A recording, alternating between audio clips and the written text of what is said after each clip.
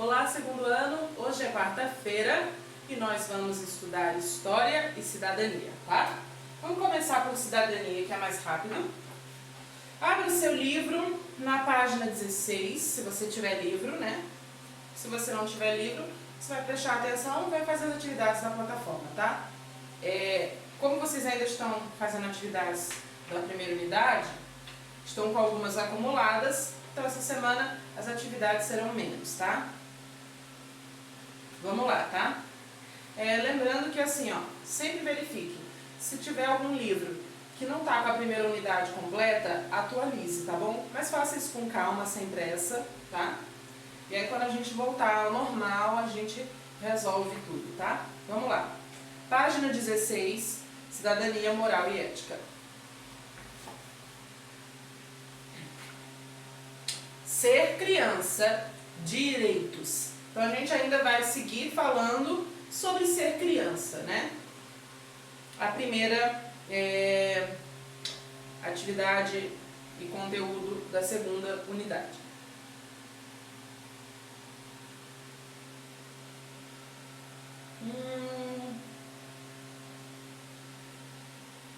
Vamos lá.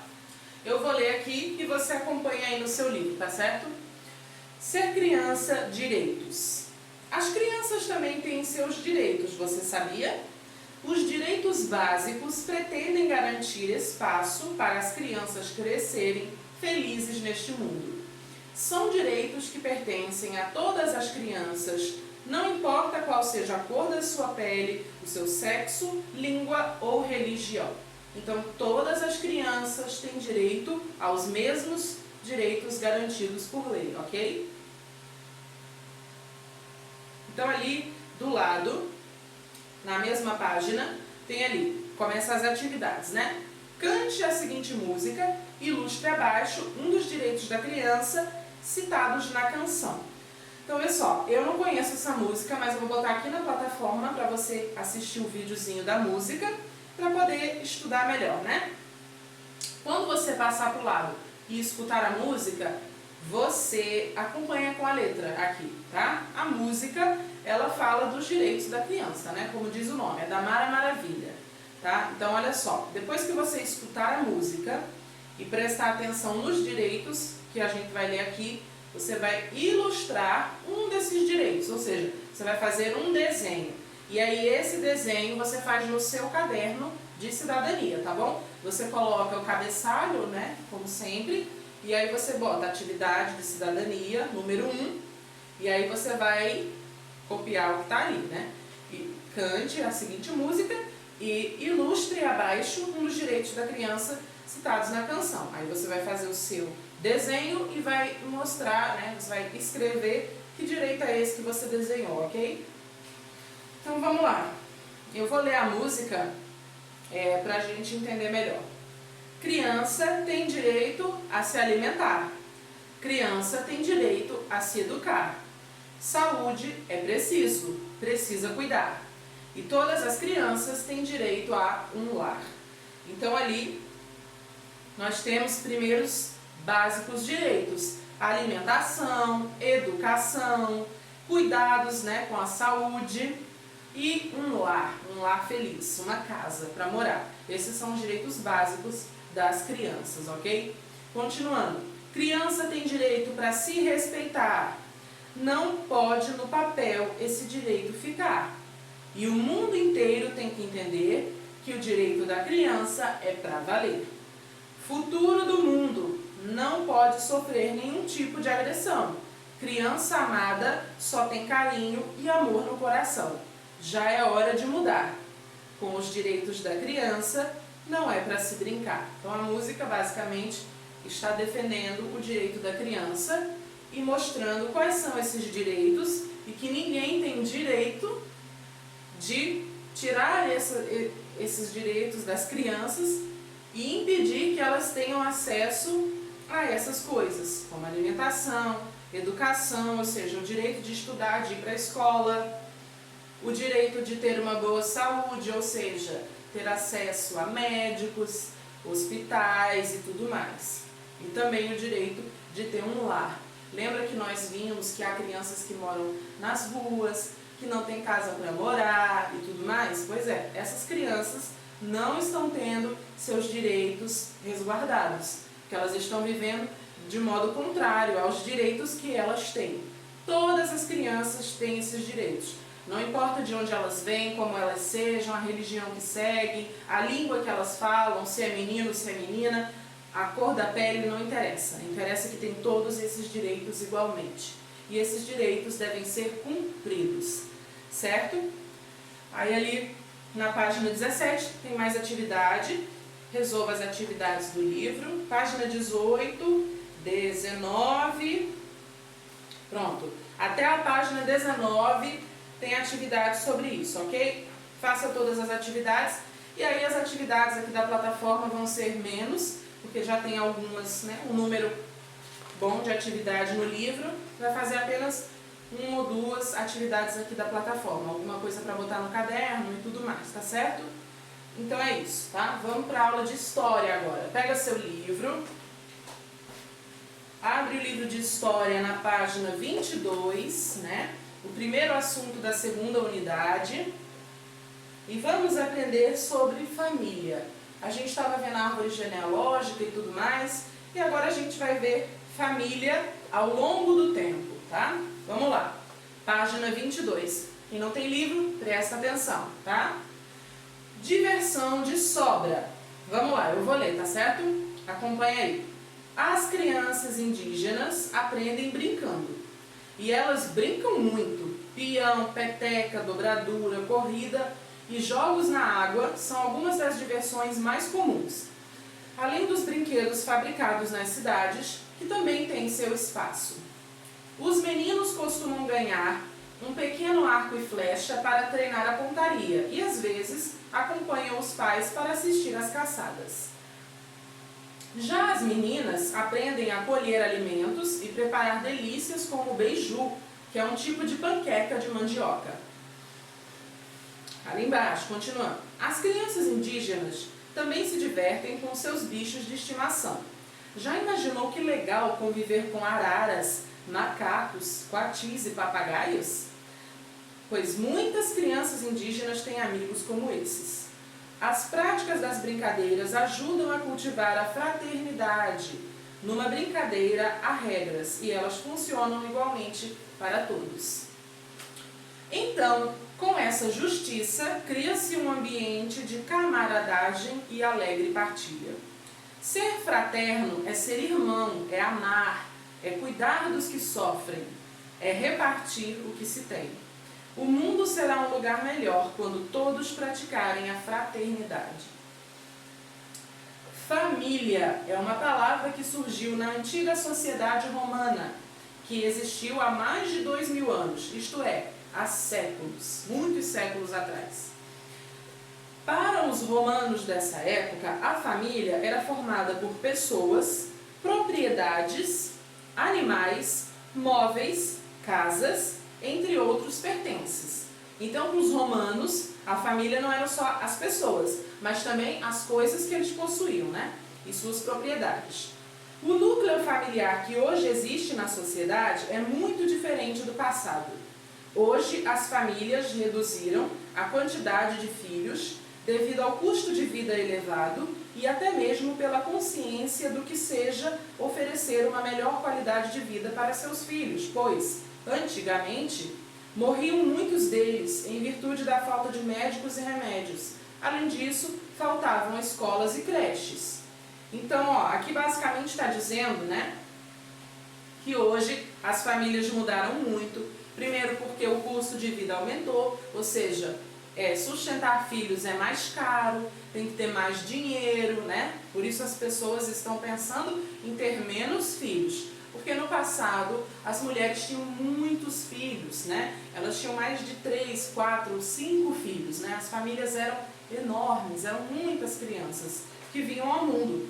Só que isso representava um problema, porque naquela época, né, antigamente, a medicina e a saúde não era como é hoje em dia, né? Nessa época de antigamente, por exemplo, ali na sua página do livro tem uma foto de uma família. antiga, uma foto antiga de uma família, bem antiga, né, por sinal, muito provavelmente do final do século XIX ou do início do século passado, ou seja, mais ou menos 150 anos atrás, por aí, bastante tempo.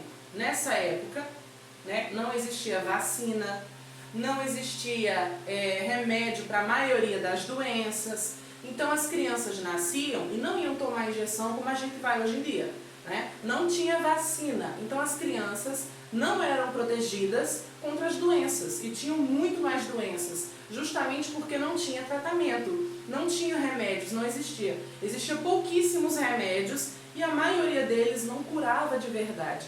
Existia muito pouco tratamento para as doenças. Por isso as pessoas morriam mais cedo ou às vezes nem chegavam a crescer, porque bebezinho doente geralmente é muito mais fácil de morrer do que um adulto. Então essas mulheres tinham muitos filhos, mas muitos deles acabavam morrendo ainda bem novinhos ou crianças, porque pegavam alguma doença e não existia tratamento, não existia remédio, não tinha muito o que fazer, não existia vacina. Sem vacina, a gente corre o risco de pegar uma doença grave e morrer. A vacina nos protege das doenças. Mesmo que às vezes doa tomar injeção, mas é extremamente necessário, porque a gente vai estar protegido de alguma doença que pode nos matar.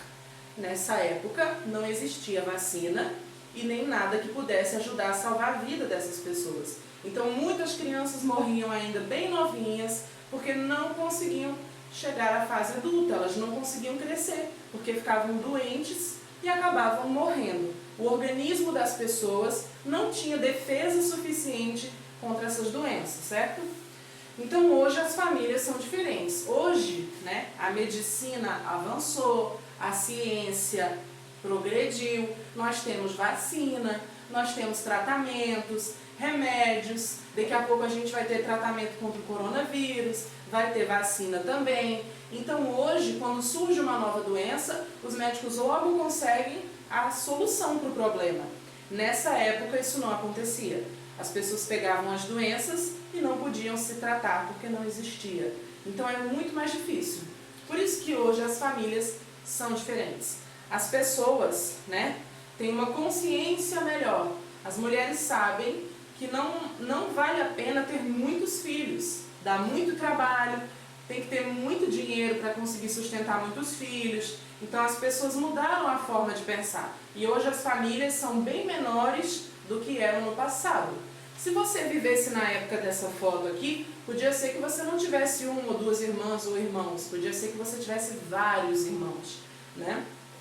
No entanto, né, no passado, as famílias eram imensas, as mulheres tinham às vezes 10 filhos, hoje em dia as mulheres têm no máximo 3 filhos. Quando a gente vê uma mulher com 4 filhos, a gente já pensa, nossa, ela tem muitos filhos, né? A gente já fica espantado, porque hoje em dia é normal ter 1, 2 filhos por família, então bem diferente, né? Bem diferente de uma mulher que tinha 10 filhos, né? Por exemplo. Por isso que a gente observa às vezes que a nossa avó ou a nossa bisavó tinha muitos filhos, né? Tem criança que é cheia de tio, tem um monte de tio, porque a vovó teve vários filhos, além da mamãe ou do papai. Isso demonstra que na época deles era normal ter muitos filhos, hoje em dia já não. Hoje em dia é normal ter poucos filhos, né? E aí as famílias acabam ficando pequenas. E também não existia escola e creche. Até existia, né, naquela época de antigamente. Mas geralmente era para as famílias mais ricas, para pessoas que tinham uma condição muito boa de vida.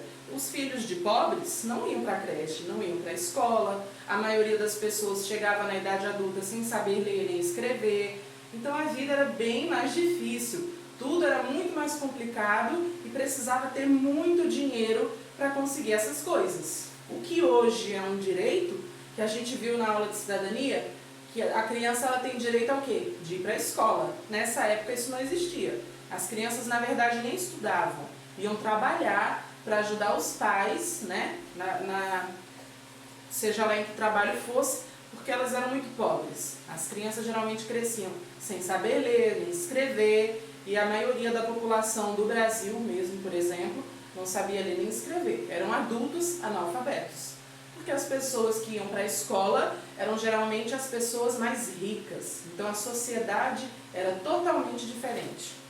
Tá? Continuando ali. Mas, sendo uma família antiga ou moderna, os objetivos são os mesmos. Compartilhar amor, dar segurança e respeitar a individualidade de todos. Nem sempre as pessoas que fazem parte do grupo familiar moram juntas, né? Antigamente, as famílias costumavam morar todo mundo na mesma casa. Mas hoje em dia não. Às vezes as famílias moram em casas separadas. Às vezes o papai e a mamãe não moram na mesma casa. Um mora numa casa, o outro mora em outra. Às vezes, né, antigamente o vovô e a vovó moravam juntos. Hoje em dia não moram mais, tem outra casa e por aí vai, tá? Continuando. É comum hoje, na nossa sociedade, casais que decidem não viver mais no mesmo lar. Eles se separam ou se divorciam, ou seja, quando os casamentos acabam. Passam a morar em casas diferentes e, às vezes, cada um forma uma nova família. Do núcleo familiar surgem os parentes, membros da família do pai e da mãe. Por isso temos avós paternos, avós maternos, tios, tias e primos de primeiro, segundo e terceiro graus. Esses outros membros da família geralmente têm o mesmo sobrenome ou nome que caracteriza a família. Em nossa sociedade, junto ao nome, as pessoas devem receber também um ou mais sobrenomes, que podem ser do pai, da mãe ou de outra pessoa da família. Pelo sobrenome, é possível uma família construir sua árvore genealógica e descobrir a sua origem. Quando há escolha dos nossos nomes, às vezes acontecem homenagens aos pais, ou avós, ou aos tios, e é por isso que, após os nomes, aparecem as indicações. Por exemplo, Júnior, filho ou segundo, quando a criança recebe o mesmo nome do pai, sendo o nome da mãe, emprega-se filha. Então, se você tiver um rapaz chamado Júnior filho, quer dizer que o nome do pai dele é Júnior. E aí, como uma forma de homenagem ao pai, ele se chama Júnior filho, ou Júnior segundo, né? Neto ou neta, também pode haver Júnior neto. Por quê? Porque o nome do avô dele é Júnior. Então, o nome dele é uma homenagem ao avô. Por isso, ele se chama Júnior neto, um exemplo, né? E se for mulher, também. Neto ou neta dá-se quando a criança recebe o mesmo nome dos avós. Sobrinho ou sobrinha, muitas vezes os tios queridos são homenageados e a criança passa a ter o mesmo nome deles. Ali embaixo, no quadrinho verde, ó, é importante sabermos tudo o que nos diz respeito, principalmente em relação ao nosso prenome, saber quem o escolheu e por que o escolheu, pois ele nos identificará para toda a vida, certo? Aí ali na página 24, acho que, deixa eu ver aqui, página 24 tem atividade,